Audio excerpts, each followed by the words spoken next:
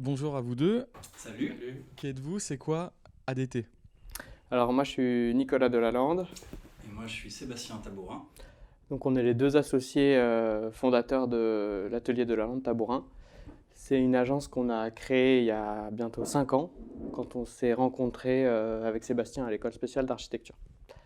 Et ADT, si on devait résumer l'agence en une phrase, c'est une agence où l'architecture, elle est travaillée en fonction de l'expérience liée à la matière. En fait, chaque site chaque site qui soit paysager ou architectural a une âme, une histoire. Et nous, ce qu'on aime bien à l'agence, c'est de retranscrire en fait l'ambiance de chaque lieu au travers d'un travail sur la matière. Il est souvent difficile pour les jeunes agences d'émerger sur les commandes publiques. Quel a été votre parcours et quelle a été votre première commande? Je fais. Vas-y. Ok. Donc, on s'est rencontrés à l'ESA, comme Nicolas vous l'a dit. C'était durant plus précisément un diplôme. Donc, et suite à ça, on s'est tous les deux séparés pour partir en agence travailler. Et au bout d'un an, on s'est regardé dans les yeux, on s'est dit, putain, on était un peu saoulés par le manque d'analyse contextuelle en agence, où on passait pas assez de temps. Et en parallèle de ça, on avait des propositions de commandes privées qui s'est fait qu'on s'est dit, on s'est appelé, on s'est dit, tiens, vas-y, On y va. on se lance. Et ce qui est assez drôle, c'est que ces commandes, en fait, ça ne sont jamais faites. Et c'est un petit message pour les jeunes, c'est que allez-y, foncez et vous verrez ce qui se passe. Donc ça, c'était les commandes privées. Et concernant les commandes publiques, c'est tout récent, en fait. On a commencé en juillet dernier. Donc c'est un peu un monde de fou qu'on découvre. C'est un peu compliqué, mais on a gagné notre premier appel d'offres là en janvier. Janvier, ouais. Donc comme quoi, ça peut le faire. C'est un appel d'offres pour ma région, pour la région centre. Donc c'était, je ne sais pas si je peux être précis, mais c'était une MAPA, donc c'est une procédure adaptée, qui est plus simple pour les jeunes. Donc les gars, foncez sur les MAPA. En fait, une MAPA, il y a deux types de concours. Il y a les gros concours où tu candidates et tu envoies juste tes références et tu montes une équipe. Et après, il y a les MAPA, donc ça veut juste dire procédure adaptée, enfin marché à procédure adaptée. Pour faire simple, sur un concours, tu vas avoir 300 candidatures. Sur une MAPA, tu en auras peut-être plus 40, parce qu'il faut rendre comme des intentions de projet, donc qui fait que c'est plus de travail.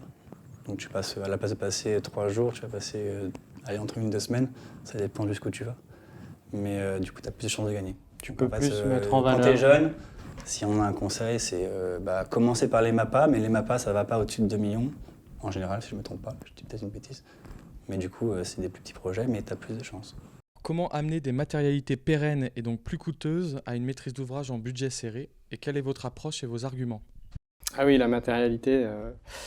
À l'agence, c'est vrai que c'est une vraie question, mais en fait, la matérialité, elle arrive de façon assez instinctive grâce à une étude de site qu'on veut assez poussée. Donc, on va proposer un projet à notre client avec des matériaux locaux. Donc, on va favoriser le circuit court, l'artisanat local. Donc, forcément, tout de suite, on va arriver à une économie de moyens. Ça, c'est la première piste d'économie. Et après, on peut aller plus loin avec notre client. Quand on a identifié ces spots de matière, on va rencontrer donc, par exemple des carrières de pierre, des scieries ou des briqueteries. Et on va identifier les rebuts ou les déchets ou les invendus de ces spots de matière.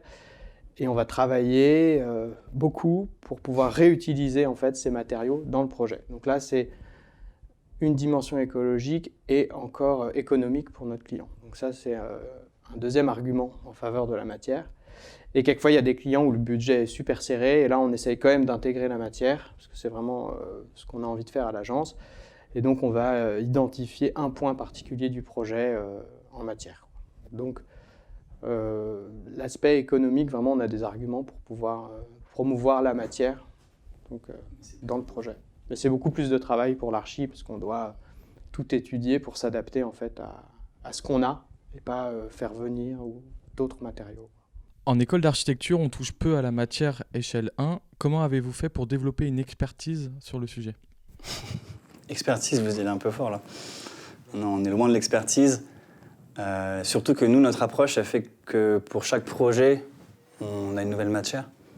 Donc sur chaque projet, on se réinvente. Sur chaque projet, on doit trouver un nouveau process, réfléchir avec l'entreprise pour avoir un nouveau process. Donc en fait, je te taquine sur l'expertise, mais on en est du coup très loin et je ne sais pas si on arrivera un jour parce qu'on ne cherche pas à devenir un expert en béton comme Tadao Ando ou un expert en pierre comme Perrodin. On veut juste faire de l'archi qui soit avec son contexte et après, du coup, ça fait qu'on apprend plein de trucs, mais c'est cool.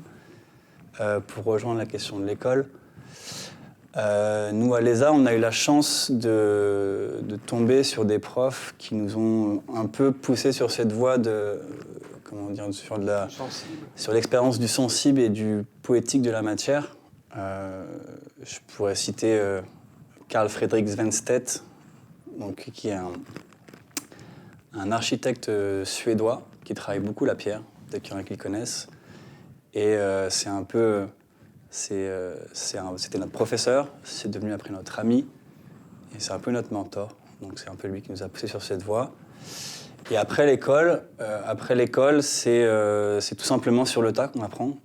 Comme vous le savez, c'est en dialoguant, en rencontrant les artisans, que ce soit sur les carrières, que ce soit sur les chantiers. Donc pareil, c'est le métier de l'archi, on apprend tous les jours. Mais en tout cas, la matière, on a eu la chance d'avoir ces profs qui nous ont lancés là-dedans, et après on est tombé amoureux de ça, et puis on avance. Comment allier recherche et expérimentation du projet lorsqu'on est confronté aux impératifs économiques d'une jeune agence d'architecture? C'est compliqué. C'est assez compliqué. On rêverait, nous, à l'agence, d'avoir, comme chez RCR, juste à côté là, un Material Lab où on pourrait développer la recherche. Mais comme vous le dites, on n'a ni le temps, ni l'argent. Donc pour l'instant, qu'est-ce qu'on fait? C'est assez simple, on profite de chaque nouveau projet pour expérimenter des matières, parce qu'on a les moyens financiers pour ça, grâce à un projet. Et l'idée, c'est que c'est plus tard on développera ça. De réussir à comment... Parce qu'en fait, en soi, quand tu as un projet, tu n'as pas du tout assez de temps pour développer un process. Tu as le client qui a des contraintes de budget, de temps. Donc en fait, tu n'as tellement pas de temps. Donc l'idée, c'est... On verra comment faire, mais je suis sûr qu'on y arrivera. Quel rôle attribuer au patrimoine dans le projet architectural et quel est l'intérêt de faire avec le déjà là? Le déjà là, c'est vraiment le fondement de notre pensée. En fait, tous les projets de l'agence sont travaillés avec le déjà là, en fait.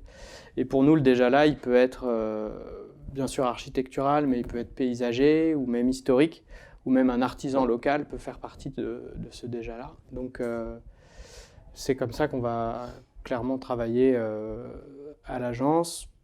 On va essayer d'utiliser en fait ce déjà-là pour faire parler la matière et un petit peu retrouver l'âme des lieux au travers de l'architecture. C'est un peu ce qu'on essaye de faire à l'agence.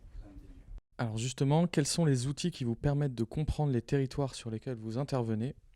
Avez-vous une méthodologie particulière de projet? Il y a certains territoires qu'on connaît mieux que d'autres avec Sébastien. Sébastien qui vient du Loiret et moi un peu de Bretagne. Donc ces sites-là, on les connaît un petit peu.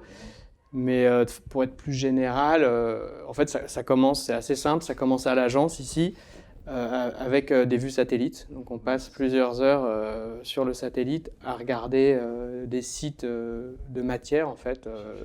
On cherche des scieries, des carrières. On appelle les artisans du coin qu'on connaît ou des confrères pour essayer de repérer un peu tout un tissu de matières premières. Et quand on a ce panel, on se déplace, on va sur site et là on rencontre en fait les acteurs de ces matières. On les rencontre et on étudie avec eux leur process, comment ils travaillent, s'il y a d'éventuelles chutes, déchets, comment les utiliser. Et une fois qu'on a un peu toute cette base de données, on revient ici et c'est à partir de ce moment qu'on commence la conception.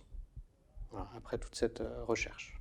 Faut avoir le temps, c'est une question de temps. On passe beaucoup de temps à l'agence sur l'analyse et je dirais aux jeunes, on préfère nous travailler à perte, je veux dire, on s'en fiche de la rentabilité, on va passer un temps fou sur l'analyse parce qu'après on est content et c'est une passion, mais c'est sûr que c'est beaucoup de travail. Ouais, et ça, on l'explique à nos clients au début en disant qu'il y aura plus de temps avant de sortir une esquisse. Mais en général, ils comprennent et ils trouvent ça assez logique. Donc, plus le temps avance, plus on y arrive, parce que plus le temps on avance, plus le message est mûri. Mais c'est vrai qu'au début... On comprenait pas trop. Ouais, mais bon. Alors enfin, quels conseils donner aux étudiants et aux jeunes architectes? Ça, on en parle souvent à l'agence. Nous, si on un conseil, c'est rester qui vous êtes et surtout ne pas rentrer dans un moule de de style architectural ou de représentation architecturale. Vraiment de conserver sa propre idée et sa fraîcheur d'esprit.